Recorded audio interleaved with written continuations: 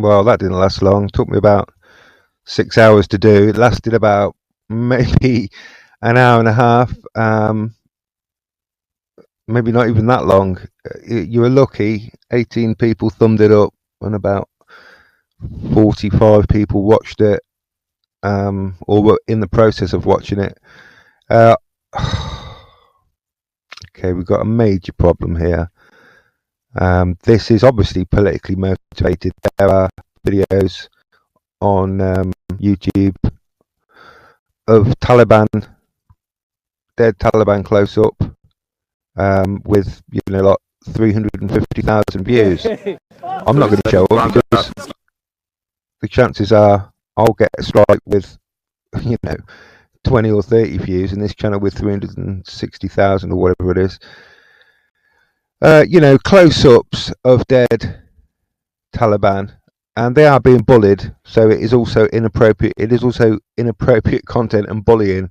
This is the most powerful nation on earth going into probably the poorest country on earth, and slaughtering them with high-powered weapons because they want to control. Heroin production has increased 60-fold since our intervention in Afghanistan, and I think I'm right in saying that they use heroin to destabilise southern Russia as part of the Great Game. All pretty sick stuff. Obviously, this is not classed as bullying. The whole world knows it's bullying, of the worst kind. The richest country in the world goes into the poorest country in the world and just slaughters them, then makes YouTube videos laughing and joking about it with close-ups of dead bodies, and I get the strike for calling crisis actors. That's bullying. This isn't bullying. This is fine, according to YouTube. But my video was bullying, or was it graphic? It had no graphic content in compared to this. Absolutely no blood, bodies. Apart from that guy at the end, he was just light. He was fine. No visible blood or anything, and we only saw it for a couple of seconds. I mean, maybe I'll take that out and try uploading it. But if it's inappropriate content based on bullying, just for these people agree to put their footage in the public domain. They then cannot be made infallible. So it is impossible to, even dare to think that they could be actors. And it could be fake and staged to push an agenda after propaganda was legalized in 2012 under the Defense Authorization Act. It really is annoying. It's really out of order.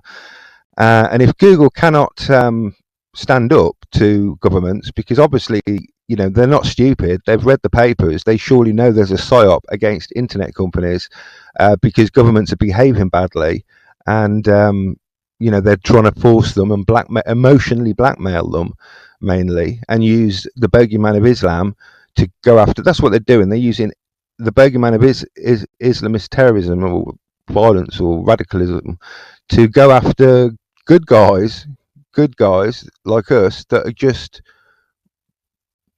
trying to prick the consciences of people behaving badly to stop behaving badly, and in the process of them behaving badly, they're destroying centuries and centuries of battles for freedom of conscience and freedom of speech, which their own, unless they're foreigners, which their own grandfathers and great grandfathers thought they fought for. So why money? Can't just all be about money. Obviously people are doing this because there's illegal trading on the stock markets, and Soros, who obviously has advanced knowledge of all these things, makes a load of money and stuff. I mean, come on guys, we're not going to give up freedom of expression and freedom of speech, and what all our grandfathers thought they fought for and died for, so Soros can make some extra cash, and some bloke who owns MGM can sell some scanners, x-ray scanners.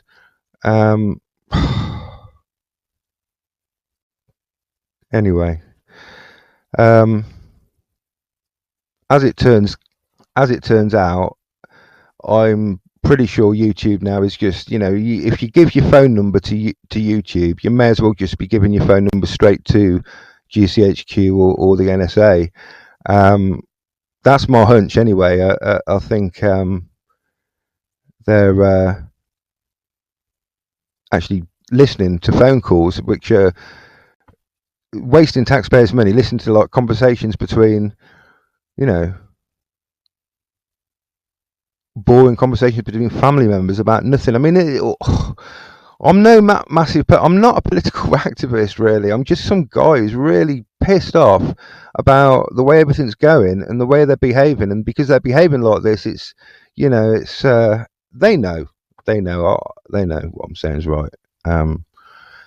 And YouTube, if they couldn't stand up to the bullying, if they couldn't stand up to governments trying to force them to censor by emotionally blackmail them, they should have come out and said publicly, look, we are under a lot of pressure as a company from governments to, and we, it's pretty obvious this pressure is because they want to censor things they don't, they would be embarrassed about the public knowing, because, let's face it, if we have a referendum tomorrow on do you agree that the government should be able to allow to fake terrorism, to push political agendas, even if they're good, like banning guns or something? Yes or no? Who do you think could win on the referendum? Would we win or would the government win? Obviously, it's a no-brainer. So we're in the right and they're in the wrong, and we just want them to, I just want them to just stop doing this. Just stop. It's wrong. Shouldn't be doing it. And there's no freedom of speech on YouTube. YouTube should have came out and said we're being bullied, and put it to the public.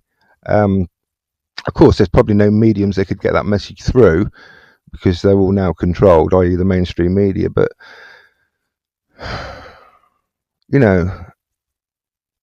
we're in a terrible situation.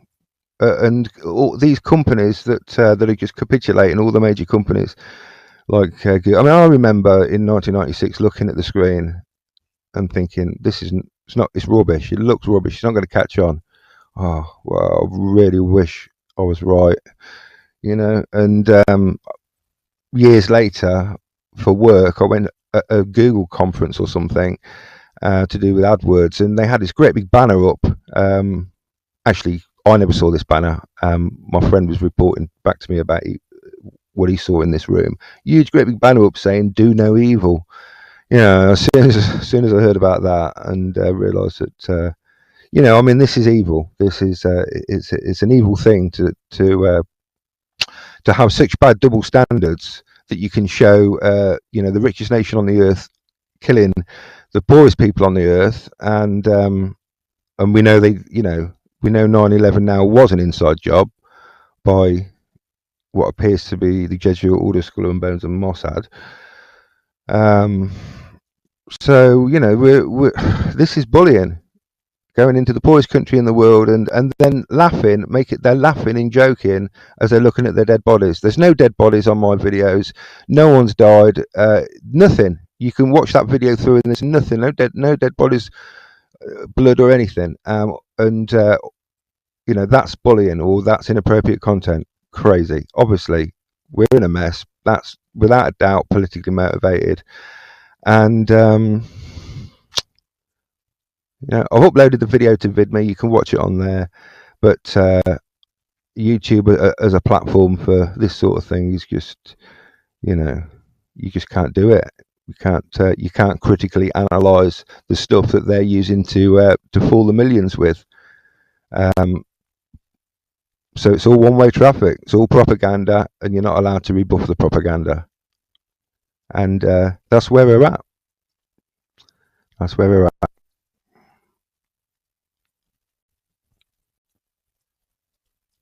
Of Keir Starmer, the interests of David Lammy, the interests of Angela Rayner, Nigel Farage, whoever the hell it is, are not the interests of us. They are not the interests of young people and the working class. And that is why we say, you drop bombs on the poor! You drop bombs on the poor! Oh, we won't fight the rich man's war! We won't fight the rich man's war! You drop bombs on the poor!